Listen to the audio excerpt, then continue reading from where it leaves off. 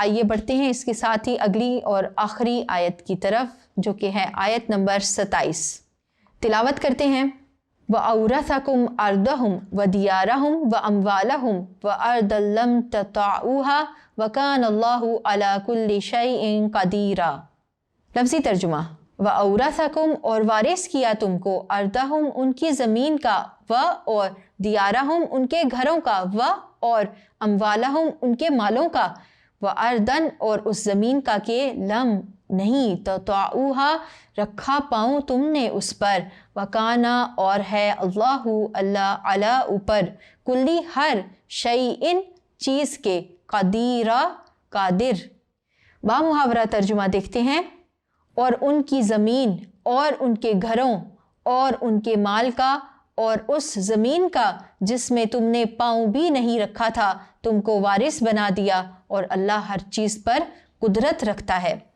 یہ تھا اس آیت کا ترجمہ۔ اب آئیے بڑھتے ہیں اس آیت کے مفہوم کی طرف۔ تو اس آیت مبارکہ میں اللہ تعالیٰ اپنے انعامات کو یاد کروا رہے ہیں۔ اللہ تعالیٰ یہاں فرما رہے ہیں کہ اللہ تعالیٰ نے مسلمانوں کو ان کا بدلہ کس طرح سے دیا، ان کے اعمال کا بدلہ اس طرح سے دیا کہ ان کو ان زمینوں کا وارث بنا دیا کہ جس کی طرف وارث بننے کا ان کا وہم و گمان بھی نہیں تھا، ان کو ایسی زمینوں کا وارث بنا دیا۔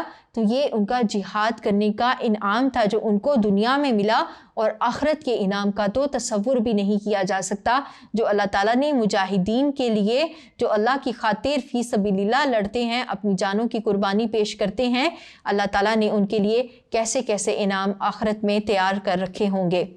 اب بڑھتے ہیں کہ یہاں زمین سے کیا مراد ہے، کون سی زمین مراد ہے اس آیت سے۔ تو اس کے بارے میں 4 اقوال ہیں۔ پہلا قول یہ ہے کہ اس میں غزوہ بنی قریظہ کی طرف اشارہ ہے کہ جب بنی قریظہ کو ان کے مردوں کو قتل کر دیا گیا اور ان کی عورتوں اور بچوں کو غلام بنا لیا گیا، تو ان کے گھر اور ان کی وہ جگہ جہاں پر وہ قبیلہ مقیم تھا وہ مسلمانوں کے حصے میں آ گیا۔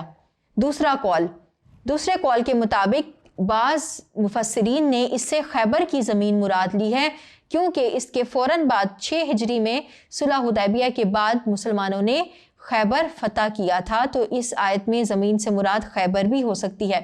تیسرا قول یہ ہے کہ بعض نے یہ کہا ہے کہ اس سے مراد مکہ ہے، اور بعض نے اس سے ارض فارس و روم کو اس کا مصداق قرار دیا ہے۔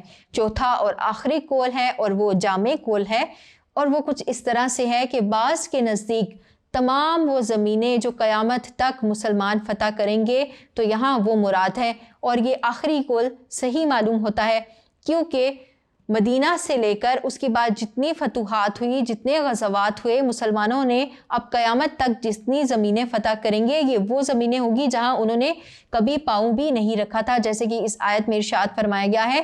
تو جو کوئی بھی اللہ کی اطاعت کرے گا، اللہ کے راستے میں جہاد کرے گا، تو اللہ تعالیٰ اس کو دنیا میں ایسی ہی فتوحات عطا فرمائیں گے، اور آخرت کے انعامات کا تو کوئی تصور نہیں کر سکتا، کسی کے ذہن میں، کسی کے وہم و گمان میں بھی خیال نہیں گزر سکتا کہ اللہ تعالیٰ مجاہدین کو کیسا اچھا بدلہ عطا فرمائیں گے۔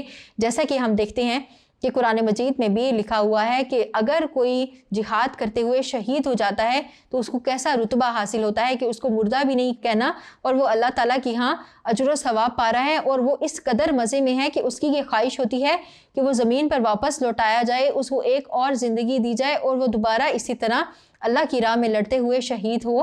تو شہادت کا بھی درجہ انسان کو ملتا ہے، اور اس کے ساتھ اس کے علاوہ بھی اس کو روز قیامت بہت سارے مزے حاصل ہوں گے۔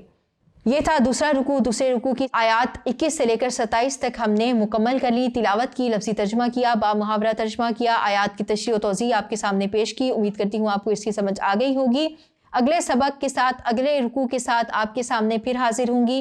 تب تک کے لیے tutorial.pk سے اپنی اسلامیات انسٹرکٹر ضیاء نثار کو اجازت دیجیے۔ السلام علیکم ورحمۃ اللہ۔